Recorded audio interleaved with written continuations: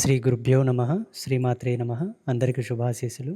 ఉభయ తెలుగు రాష్ట్రాల్లో ఉండేటటువంటి భగవద్బంధువులకందరికీ శ్రీమాత యొక్క ఆశీస్సులు. అయ్యప్ప దీక్ష విరమణకు వచ్చింది.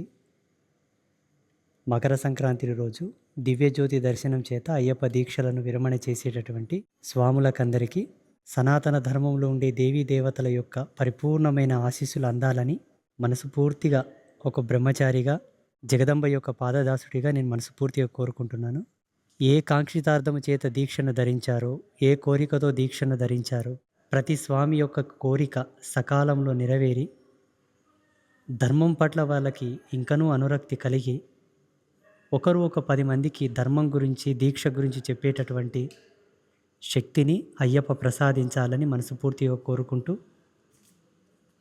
శబరిమలకు వెళ్ళినటువంటి ప్రతి అయ్యప్ప సుభిక్షంగా, క్షేమంగా, ఆరోగ్యంగా వారి వారి గృహములకు చేరుకునేటట్లు భగవంతుడు వారిని దీవించాలని మనస్ఫూర్తిగా కోరుకుంటూ, ప్రతి అయ్యప్పకు మరలా దీక్షను ధరించాలనే ఉత్సాహాన్ని ఆ శబరిగిరీషుడు ప్రసాదించాలని ఒక సంతుగా, ఒక తాపసిగా మనస్ఫూర్తిగా నేను కోరుకుంటూ, అందరికీ ప్రతి అయ్యప్పకు మకర సంక్రాంతి పుణ్యకాలంలో దీక్ష విరమణ చేసే ప్రతి అయ్యప్పకు అనేక మంగళాశాసనాలు ప్రసాదిస్తూ, జగదంబలైన ముగ్గురమ్మల యొక్క ఆశీస్సులను ప్రసాదిస్తూ, అంబాత్రయ క్షేత్రంలో జగత్ ప్రసిద్ధి నొందినటువంటి ప్రతిష్టాత్మకమైనటువంటి మహారుద్రశూలం యొక్క శక్తిని ప్రసరింపజేస్తూ, అంబాత్రయ క్షేత్రంలో 14 సంవత్సరాలుగా నిరంతరాయంగా వెలుగుతున్నటువంటి దివ్య అఖండ జ్యోతుల యొక్క కాంతి, ఆ తేజస్సు మీ జీవితాల్లో